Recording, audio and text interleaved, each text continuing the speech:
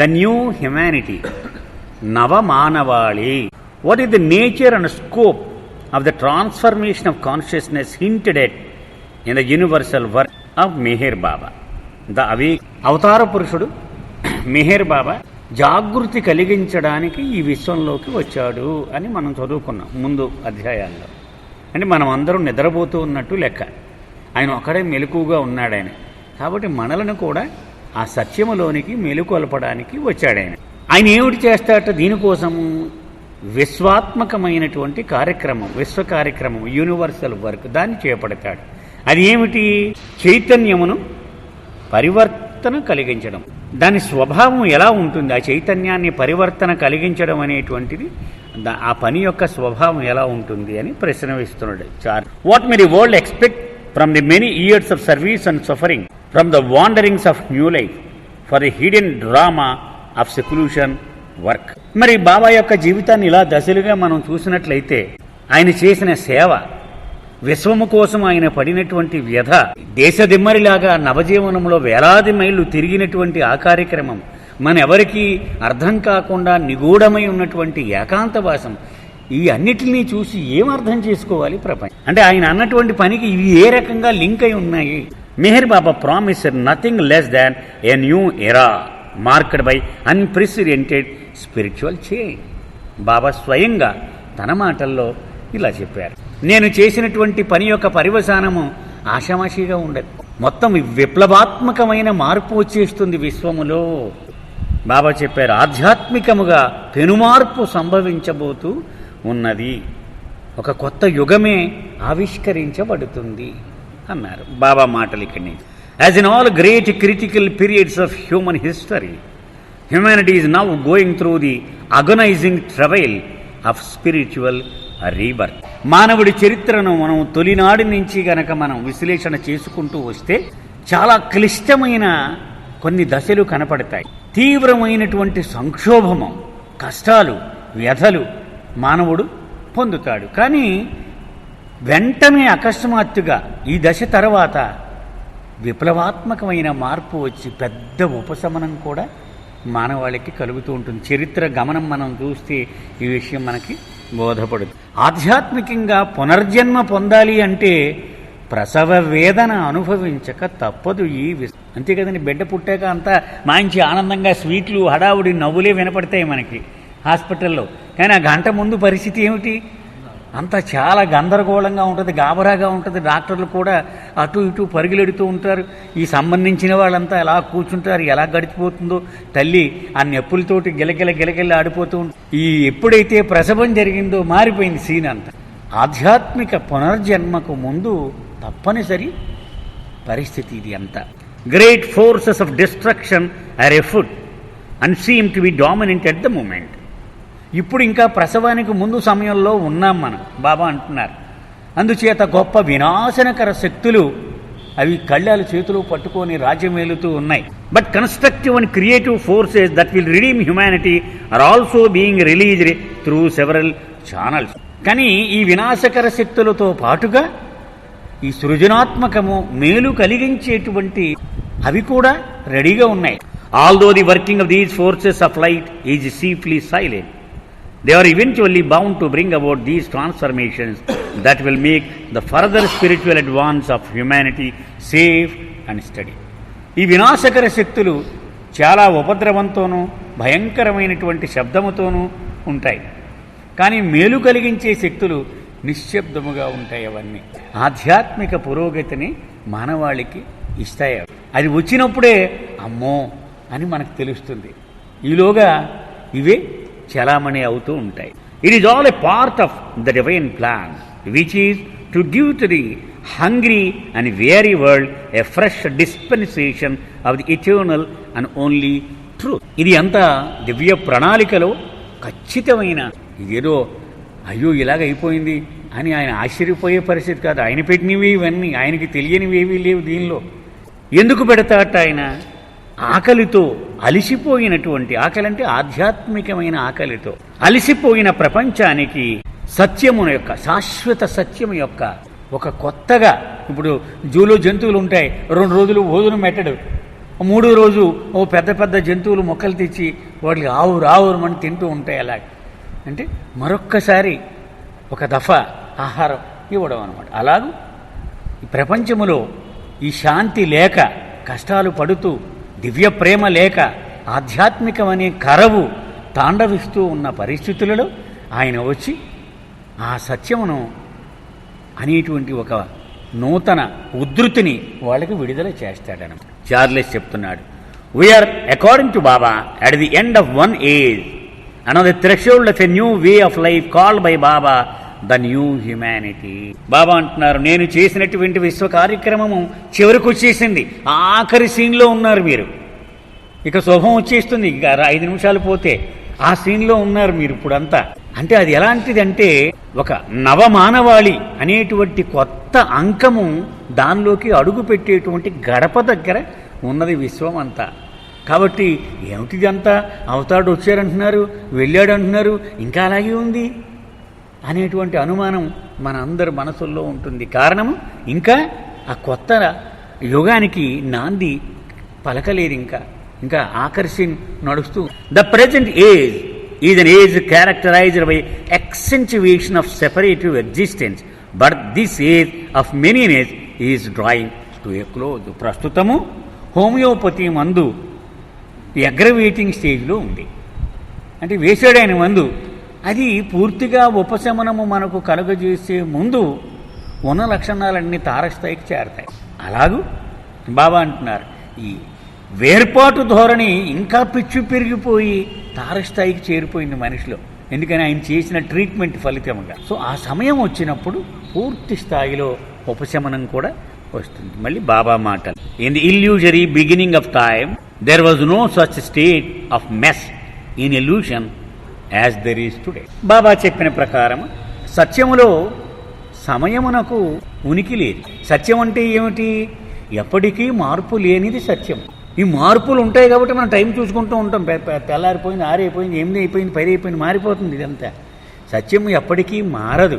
కాబట్టి సత్యములో సమయమునకు ఉనికి లేదు. మరి సమయం ఎప్పుడు మొదలవుద్ది? ఈ భ్రాంతిలోకి మనం అడుగు పెట్టగానే జీవాత్మ. బాబా ఇప్పుడు ఏం చెప్తున్నారు? మొట్టమొదటిలో ఈ భ్రాంతి మాయ మొదలైనప్పుడు ఇంత గందరగోళం లేదు సుమా. ఇది మాయ అయినప్పటికీ కూడా ఇంత గందరగోళం లేదు అప్పుడు. When the evolution of consciousness began, there was oneness in spite of the diversity in illusion. మొట్టమొదట చైతన్యం పుట్టగానే ఇవి ఒకటిగా ఉన్న చైతన్యమును ముక్కలు ముక్కలుగా వచ్చిందంటే కదా మనకి అనుకుంటూ ఉన్నాం. అదే కదా. అందుచేత ఇంకా ఆ ఏకత్వ భావన యొక్క ఆ నేపథ్యం కొనసాగుతూనే ఉంది. ఉదాహరణకు మణి చెబుతుంది గొడుగు ఎగ్జాంపుల్ చాలా అద్భుతంగా. గొడుగు ఇలాగా మనం ఓపెన్ చేయగానే ఆ ఊసలన్నీ విడివిడిగా ఉంటాయి. ఆ ఎంత పొడుగు ఊస అయిపోతే అంత దూరం పెరిగిపోతుంది ఊసకి మధ్యలో కదా. కానీ మొదట్లో అవన్నీ ఆ గొడుగు ఊసకు అంటుకొని ఉంటాయి, పక్కపక్కన ఒకటిగానే ఉంటాయి కదా. అలా సృష్టి ప్రారంభంలో ఇవన్నీ ఆ ఏకత్వం అనే భావన ఎంతో కొంత ఉంది వాటిల్లో. With the growth of consciousness manyness also went on increasing until now it is about to overlap the limit. So చైతన్యం పెరిగే కొలది ఆ గొడుగోస ఆ మొదల నుంచి ఇలాగ దూరం అవుతూ ఉంటుంది కదా. పొడుగు పెరిగే కొలది దూరం కూడా పెరిగిపోతూ ఉంటుంది. ఆ వేర్పాటు ధోరణి కూడా పెరిగిపోతూ ఉంటుంది. అలాగూ చైతన్యం పెరిగే కొలది నేను వేరు అనేటువంటి ఆ భావం కూడా పెరుగుతూ వచ్చు. Like the wave that reaches its crest, this height of manyness will dissolve itself and bring about the beginning of oneness in illusion. పెద్ద కెరటం ఆకాశంలో ఇలాగ లేచి ఎంతవరకు లేస్తుంది అది? దానికి ఒక పరిమితి ఉంటుంది. అది అలాగా 50 మీటర్లో లేచిపోలేదు కదా. అది అలాగా ఒక 2 మీటర్లు లేవగానే మళ్ళీ అది ఇరిగిపోయి కిందపడి. అలాగే ఈ వేర్పాటు ధోరణి కూడా అది కొంత తారస్థాయి చేరగానే మళ్ళీ అది విచ్ఛిన్నం అయిపోయి నేను ఏకము అని అనుభూతి. మళ్ళీ ఇప్పుడు బిందువు ఉంది, సముద్రంలోంచి ఎగిరింది పైకి, ఎంతసేపు ఎగురుతుంది అది? కాసేపే మళ్ళీ సముద్రంలో పడిపోయి ఎవరు నువ్వంటే ఏకం, నేను సముద్రాన్ని అని చెప్తాను. Suffering at its height will cause the destruction of this climax of manyness in illusion. బాధలు, కష్టాలు తారస్థాయికి చేరిపోయినప్పుడు జీవాత్మలు ఉన్నాయి కదా, ఈ భ్రాంతిలో ఉన్న బహుళత్వము అది విరిగిపోతుంది, తొలగిపోతుంది. The large mass of humanity is caught up in the clutches of separative and assertive tendencies. ప్రపంచంలో ఉన్న అధిక శాతం అంటే 99.9 అనుకున్నాం ప్రజలు ఈ వేర్పాటు భావము దాని గుప్పిట్లో తగులుకుపోయి ఉన్నారు. అంటే మనం చేసేది ఏమిటి? ఈ కోర్టులన్నీ ఎందుకున్నాయి? ఈ రూల్స్ అన్నీ ఎందుకున్నాయి? ఈ శాసనాలన్నీ ఎందుకున్నాయి? హరిమానవుడు వచ్చినప్పుడు కోర్టులు ఏమి లేవుగా. కానీ ఇది నా అది, ఇది నీ ఇది. సో ఈ ప్రపంచం అంతా నేను నేను నేను అని ఎవడికి వాడికి వ్యక్తీకరణ, తనను తాను కుండబద్దలు కొట్టి ప్రకటన చేసుకోవాలి, దానిలో తగులుకొని ఉంది. For one who is overpowered by the spectacle of these factors of humanity there is bound to be nothing but unrelieved despair about its future. ఎవడైతే ఇలాంటి బంధనాల్లో పూర్తిగా తగులుకొని పోయి ఉన్నాడో వాడు ఎప్పుడూ నిరాశలోనే ఉంటాడు. ఎందుకని వాడు అనుకున్నవి ఏవి జరుగుతూ ఉండవు. 100 అనుకున్నాడు అనుకోండి, 90 జరిగినా 10 జరగలేదు. వాటి మీద ఆలోచిస్తూ ఉంటాడు వాడు. ఎందుకని 100కి 100 రూపాయలు జరిగితేనే వాడు కొంతవరకు ఒప్పుకుంటాడు, అది ఎప్పటికీ జరగదు. One must look deeper into the realities of the day if one is to get a correct perspective and a present distress of humanity. ఎందుకు మానవుడు ఎంత అశాంతితో ఉన్నాడు, ఎందుకు ఎంత దుఃఖంతో ఉన్నాడు అని నీవు తెలుసుకోవాలంటే లోతుగా అసలు మూలంలో నీవు నిశితంగా చూస్తే అప్పుడు అర్థమవుతుంది. The real possibilities of new humanity are hidden to those who look only at the surface of the world situation. ఎవడైతే పైపైన ఈ ప్రపంచం యొక్క బాధలను పరిశోధన చేస్తాడో వాడికి నేను చెప్పే నవమానవాళి గురించి వాడికి ఏం అర్థం కాదు. The real possibilities of the new humanity are hidden to those who look only at the surface of the world situation, but they exist and only need the spark of spiritual understanding to come into full play and effect. The forces of lust, hate and greed produce incalculable suffering and chaos. ఇప్పుడు మనం ఏం చెప్తాం? ఏదో America వాడు market కోసం చేసేస్తున్నాడండి, Europe వాళ్ళు వాళ్ళ market కోసం, చైనా వాడేమో వాడు చవకగా తయారు చేసి వదిలేస్తున్నాడు, రకరకాలు చెప్తాం మనం. ఎందుకయ్యా మనం ఇలా ఉన్నామంటే బాబా అంటున్నారు ఇవి కాదు. అసలు లోతుగా గనక నీవు వెళ్ళినట్టయితే ప్రతి మనిషిలో కరుడు గట్టినటువంటి స్వార్థం, ద్వేషం, కామము, దురాశ ఇవి అసలు however the one redeeming feature about human nature is that even in the midst of disruptive forces there invariably exist some form of love. ఇంత దుఃఖదాయకముగా కనిపిస్తూ ఉన్నప్పటికీ మానవుడిలో ఒక పనికొచ్చే గుణం ఉందంటున్నారు, ప్రేమ. ఏదో ఒక రూపంలో ఉండొచ్చు కానీ అది వాడికి అక్కడికి వస్తుంది. In these and other messages Meher Baba stressed that the destruction of the consciousness of separative existence and the emergency of the new humanity will only be brought out through a release of divine love. ఈ సందేశాలు మిగిలిన ఇతర సందేశాలు మనం కాచి వడపోస్తే ఒక విషయం మనకు అర్థమవుతుంది. ఏమిటట అది? ఈ నవమానవాళి దీని పుట్టుక, అలాగే వ్యక్తిత్వ అంటే ప్రత్యేకమైన అస్తిత్వం నేను నేను నేను అనేటువంటిది నాశనం అవ్వాలి అంటే దివ్య ప్రేమ అనే ఉద్ధృతి విడుదల అయిన తర్వాతే సాధ్యమవుతాయి ఇవన్నీ. అంటే నేను అనే ప్రత్యేక అస్తిత్వము నాశనం అవ్వడము, నవమానవాళి పుట్టడము, ఈ రెండూ జరగాలంటే దివ్య ప్రేమ అది విడుదల. And this love will inaugurate a new era characterized by an experience of oneness. ఇది ఒక నూతన యుగానికి నాంది పలుకుతుంది.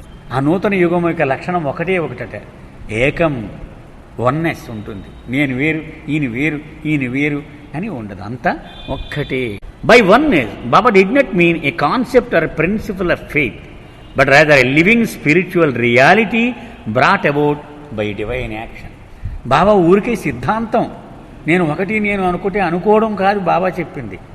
అది సజీవ సత్యముగా మానవుడి జీవితములో తాండవిస్తుందట.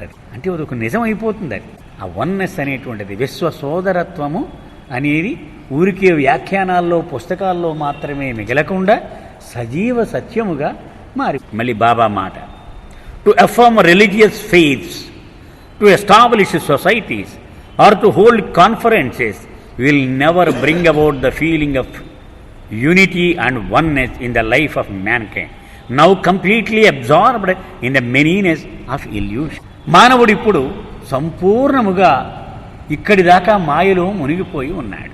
మత సిద్ధాంతములు ఇవి ఖచ్చితమైన విశ్వాసములుగా మానవుడిలో దృఢ విశ్వాసమును కలిగించడము గాని, కొత్త కొత్త సంస్థలు స్థాపించడము గాని, పెద్ద పెద్ద సమ్మేళనములు సర్వమత సమ్మేళనమును కలిగించడము కానీ ఇవేవీ కూడా మానవుడిలో ఆ ఏకత్వ భావనను పుట్టించలేవు. ఎన్ని వ్యాఖ్యానాలు పెట్టినా, ఎన్ని కోట్లు ఖర్చు పెట్టినా ఏమీ జరగదు. Unity in the midst of diversity can be made to be felt only by touching the very core of the heart.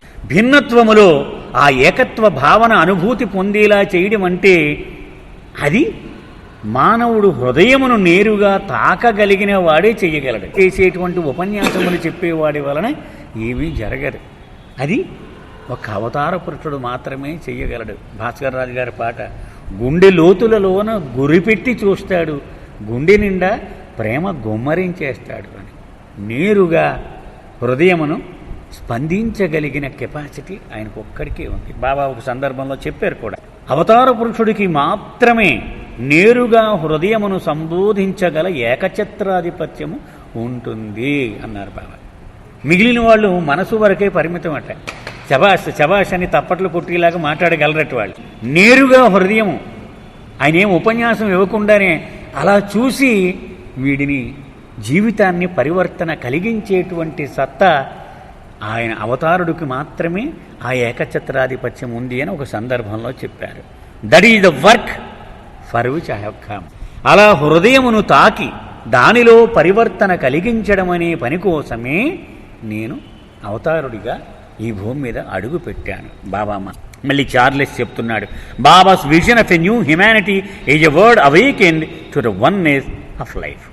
అంటే నవమానవాళి అంటే ఏమిటో, ప్రపంచమంతా ఒక్కటే, ఇన్ని జీవితాలు లేవు, అందరూ గడిపేది ఒకే జీవితమును అనేటువంటి భావము కలిగి ఉన్నదే నవమానవాళి.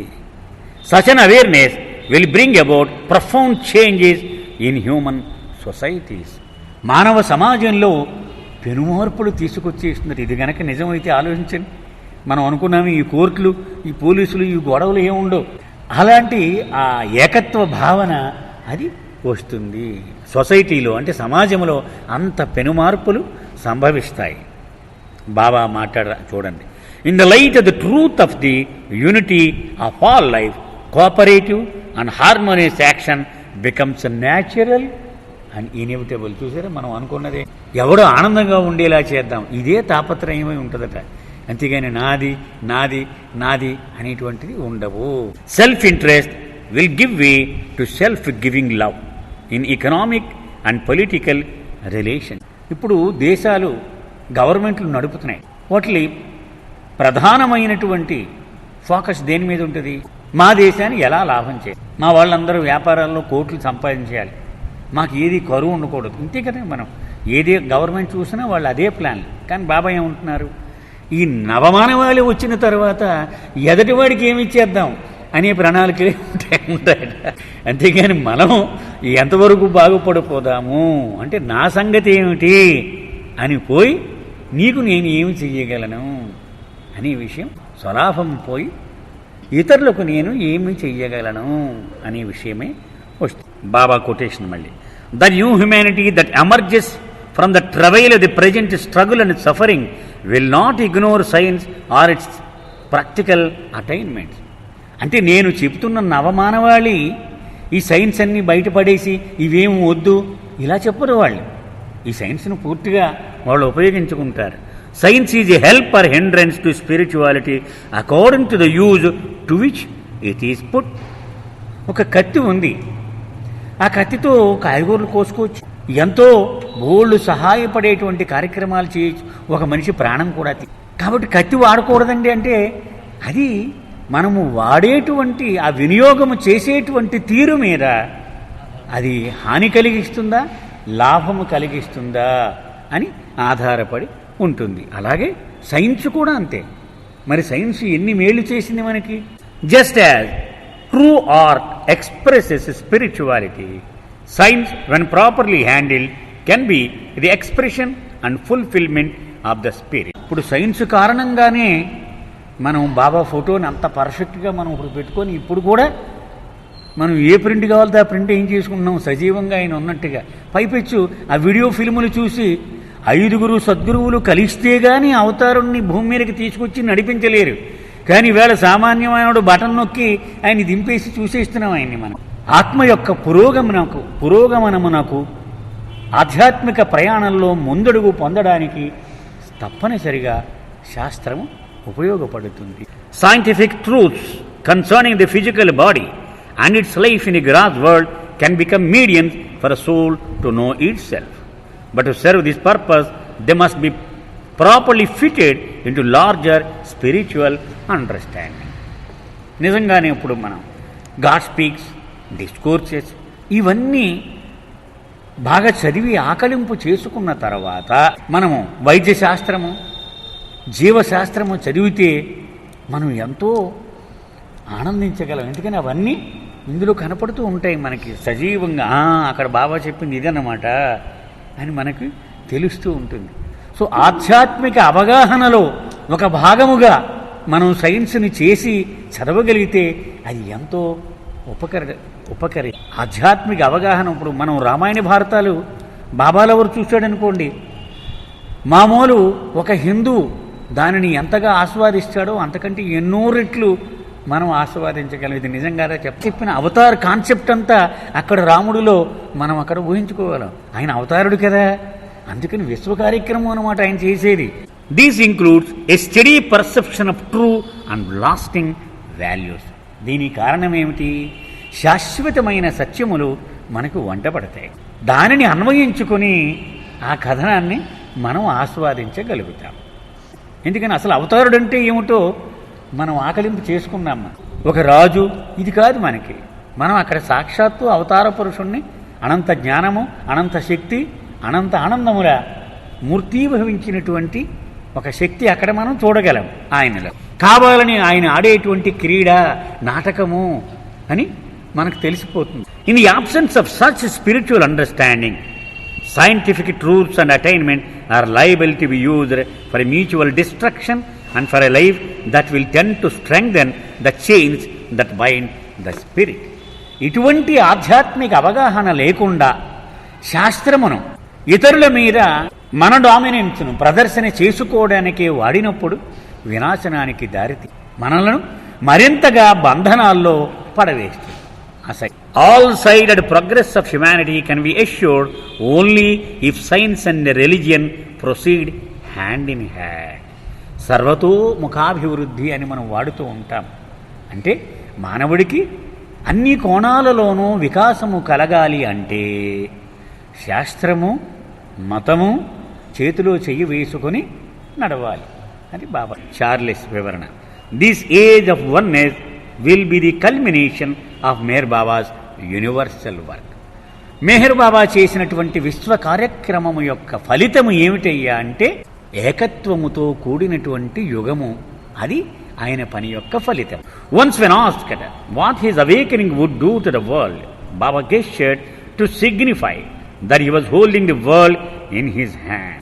ఒకసారి బాబాని అడిగారు, బాబా నేను మేలుకొలపడానికే వచ్చాను అని అంటున్నావు, నువ్వు మేలుకొల్పిన తర్వాత ఏమి జరుగుతుంది ప్రపంచానికి, ఎలాంటి లాభం జరుగుతుంది అని అడిగితే బాబా ఇలా చెయ్యి ఇలా పెట్టి చూపించారు. ఈ విశ్వాన్ని నా అరచేతిలో పట్టుకుని ఉన్నాను అని చూపించారు.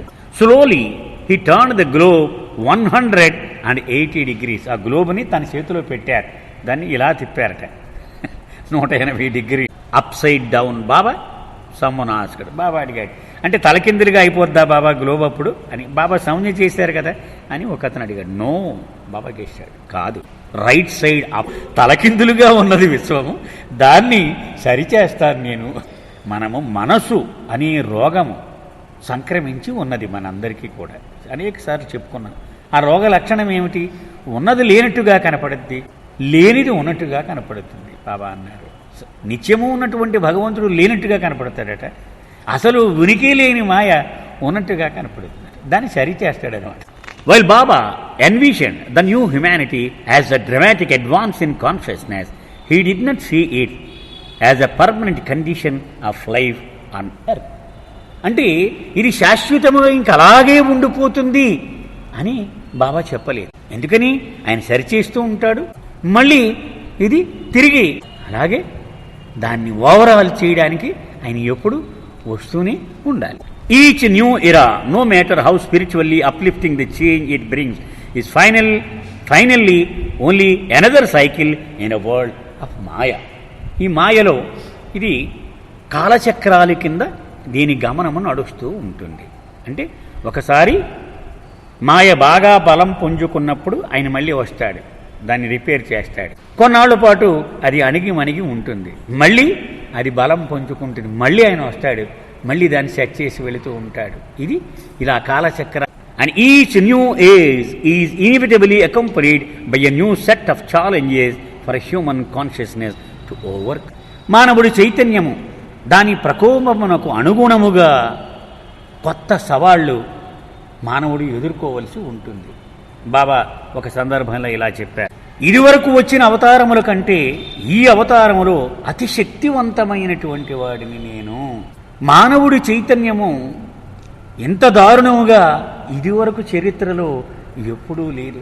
ఎంత స్వార్థము, ఎంత ద్వేషము, ఎంత పగ, ఎంత కపటము ఎప్పుడు విశ్వములో పేరుకుపోయి ఉండలేదు ఇదివరకు.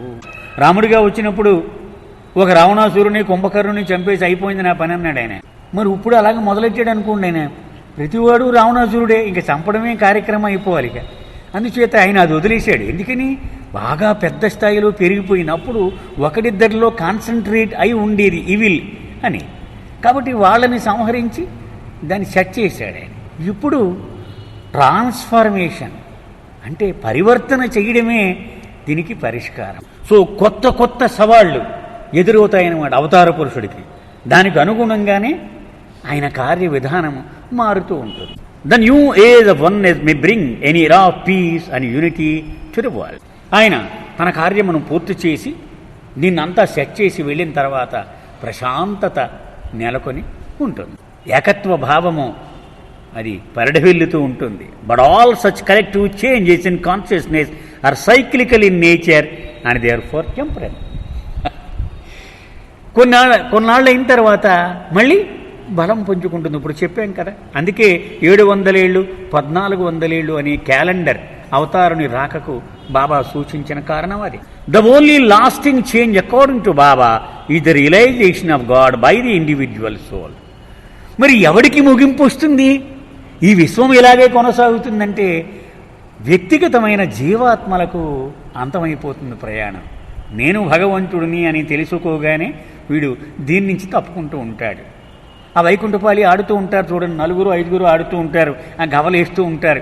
ఎవడైతే ఆ పరమపద సోపానము దాటి ఆ గోల్ రీచ్ అయిపోయాడో వాడి పక్కన కూర్చోవచ్చు, అయిపోయింది వాడి ఆట. ఇంకా వాడి ఆట కొనసాగించాల్సిన అవసరం లేదు. మిగిలిన వాళ్ళు ఆ ఆటలో ఉంటూ ఉంటారు. అలాగూ కొన్ని జీవాత్మలకు ఈ ప్రయాణం ముగిసిపోతూ ఉంటుంది, మిగిలినవి నడుస్తూనే ఉంటుంది. All else that happens in the world of time and space has no lasting value except as a part of God's divine drama of self discovery. నేనెవరో నేను తెలుసుకోవడం కోసము ఈ నాటకం అంతా నేను ఆడుతున్నాడు. ఎన్ని లక్షలాది రూపాలు ధరించి లక్షలాది ఏళ్లుగా ఈ నాటకంలో నేను, కానీ నేను చేసింది ఏమిటి? నేనెవరో నేను తెలుసుకోవడం కోసం చేసినటువంటి ప్రయత్నం ఇదంతా కూడా. మళ్ళీ బాబా మాటలు యథాతథంగా, for man to have a glimpse of lasting happiness he has first to realise that God being in all knows all, that God alone acts and reacts through all, that God in the guise of countless animate and inanimate entities experiences the innumerably varied phenomena of suffering and happiness, and that God himself undergoes all these illusory happiness. మానవుడు గనక శాశ్వతమైన ఆనందము తనతో ఉంచుకోవాలి అని అనుకుంటే ఒక సత్యమును అతను అనుభూతి పొంది తీరాలట. ఏమిటది? అందరిలో ఉన్నది ఆ భగవంతుడే, సర్వము తెలిసినవాడు ఆ భగవంతుడే, అందరి ద్వారా ప్రతి పనిని చేసేది ఆ భగవంతుడే. రకరకాల రూపములు, ఒక పిల్లిగా, ఒక కుక్కగా, ఒక పాముగా, ఒక మానవుడిగా సర్వమును చేసేది ఆయనే, ఈ కష్టాలు పడేది ఆయనే, ఈ ఆనందాలు పడేది ఆయనే, ఇన్ని ఇక్కట్లు అనుభూతి పొందేది ఆయనే అనే పరమ సత్యము తెలుసుకున్న నాడు వాడికి చింతించడట పరమానందమే వాడికి. ఇదంతా నాటకం అని తెలుసు కదా. ఈ చైతన్య ప్రయాణములో ఆ మమేకమైనంతసేపు, అసలు విషయం తెలియనంతసేపు ఆ పాత్రతో పాటు ఏడుస్తూ ఉంటాం, నవ్వుతూ ఉంటాం. Thus it is God who has brought suffering in human experience to its height, and God alone who will efface this illusory suffering and bring the illusory happiness to its height. భగవంతుడే కావాలని ఈ కష్టాల dose పెంచేస్తాడట ఆయన అవతారుడిగా వచ్చినప్పుడు. ఇందుకని బాగా ముదిరిపోయి 6 నెలల్లో చేయవలసిన క్యాట్రాక్ట్ ఆపరేషన్ 6 రోజుల్లో చేసేస్తాడు ఆయన. ఇందుకని ఇవంతా ముదిరితే కానీ చికిత్స కుదరదు కదా. సో ఆయన అలాగూ కష్టాలు పెంచి ఆనందమును కూడా దగ్గర చేస్తాడట. ఇదంతా భగవంతుని ప్రణాళిక. చార్లెస్ మాటలు. Ages may come and go as humanity experiences an endless variety of conditions, but ultimately the real and lasting impact of the avatar's universal work is always the best reflected in the change he awakens within individual hearts. ప్రపంచము యొక్క చరిత్ర మొత్తం అలాగ ఒక గ్రాఫులాగా మనం వేసి పెట్టామను. ఈ యుగాలు వస్తూ ఉంటాయి, నాగరికతలు పడుతూ ఉంటాయి, మానవుడు ఉచ్చస్థాయికి వెళ్ళిపోతూ ఉంటాడు, అధపాతాళానికి పడిపోతూ ఉంటాడు. కానీ ఈ మధ్యలో అవతార పురుషుడు రావడము, ఈ విశ్వం యొక్క బాధను ఆయన దేహం మీద వేసుకొని బలి ఇవ్వడము, తన విశ్వ కార్యక్రమమును పూర్తి చేయడము, దాని అనుగుణంగా ప్రశాంతత నెలకొనడము, ఈ పీరియడ్స్ మాత్రం వెలుగుతూ కనపడతాయట చరిత్రలో. అలా బాబా మాట, it is my God ordained work to awaken humanity to the inviolable unity and inalienable divinity of all. భగవంతుని నిర్ణయము ప్రకారము నాకు ఈ కర్తవ్యము నాకు నేనే అప్పగించుకున్నాను. బాబా అంటున్నారు ఏమిటట, ఈ సృష్టిని మేలుకొల్పాలి. దేని పట్ల మేలుకొల్పాలి? అంతా ఒక్కటే, ఇన్ని లేవు అసలు. ఈ జీవములు ఇన్ని లేవు, ఒకటే జీవితము, ఈ ప్రాణులన్నీ ఒక్కటే. Know that you are in essence eternal and heirs to infinite knowledge, bliss and power. అంచేత నాకు పెన్షన్ సరిపోవట్లే, నేను చాలా కష్టాలు పడుతున్నా, నాకు ఒంట్లో బాగోవట్లే, ఇలాగూ నువ్వు శక్తి లేనట్టుగా ఉండకు. నీవు అనంతమైనటువంటి జ్ఞానము, అనంతమైన శక్తి, అనంతమైన ఆనందము, దానికి వారసుడు నువ్వు, రారాజు, ఆ రాజ్యానికి వారసుడు నీవు అనేటువంటి సత్యము నువ్వు మరిచిపోకు. In order to enjoy your unlimited state all that is necessary is to shed your ignorance which makes you feel that you are separate from the rest of life. మనం సర్కస్లో ఏనుగు కదా. సో దాని శక్తి ఎప్పుడు తెలిసింది? చిచి నేను అనవసరంగా వీడిని చూసి భయపడ్డం ఏంటి అని కాలుతో ఇలా కొడితే ఎగిరిపోయింది, ఆ సర్కస్ టెంటే కూలిపోయింది. అప్పుడు అనవసరంగా వీడి దగ్గర పడున్న నా శక్తి చాలా గొప్పదని వెళ్ళిపోయింది. అలాగూ మనకున్న అజ్ఞానమును విడిచిపెడితే చాలు, మనం కొత్తగా బయట నుంచి ఏమీ తెచ్చుకోకర్లా, మనలోనే అన్నీ ఉన్నాయి. ఈ అజ్ఞానము కారణముగా అవి మనము గమనించలేకుండా ఉన్నాం. The separative ego or I can disappear only through divine love which will be my gift to mankind. Baba చెప్పేస్తున్నారు. మరి ఎలా పోద్దండి ఈ నేను నేను నేను అనేది? దివ్య ప్రేమ అదొక్కటే విరుగుడు దీనికి. ఎక్కడ దొరుకుద్ది అది ఇవ్వడానికే నేను వచ్చి. దివ్య ప్రేమ అనేటువంటి బహుమానమును మానవుడికి ఇవ్వడానికే నేను వచ్చాను. అదొక్కటే నేను నేను నేను అనేది. Let those who hearken to my call prepare themselves to render real service to mankind. ఎవడైతే నా పిలుపును ఖాతరు చేయడానికి నిశ్చయం చేసుకున్నాడో వాడికి నేను చెప్తున్నాను వినండి. అంటే మనందరికీ మానవుడికి నిజమైన సేవ చేయడానికి నడుం కట్ట. Let them make it conscious of it's oneness irrespective of the apparent divisions of class, sect or creed. వాళ్ళందరికీ మనమంతా సమానమే అనే భావన కలిగేలా మీరు నడుచుకోండి. జాతులు వేరవ్వచ్చు, రంగులు వేరవ్వచ్చు, కులాలు వేరవ్వచ్చు.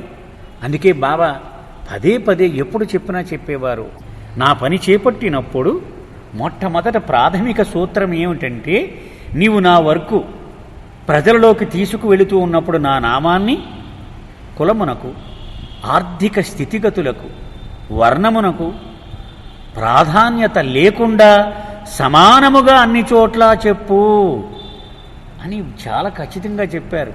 దానికి ఆయన చెప్తున్నారు, మన నడవడికి ఎలా ఉండాలి. నడత ఏ కులము వాడైనా, ఏ మతము వాడైనా, ఏ వర్ణము వాడైనా, ఏ రకమైన స్థితిగతులు వాడు చదువుకున్నా, సరి అయిన గొడ్డలు లేకపోయినా, గోచి పెట్టుకున్నా సమానమే.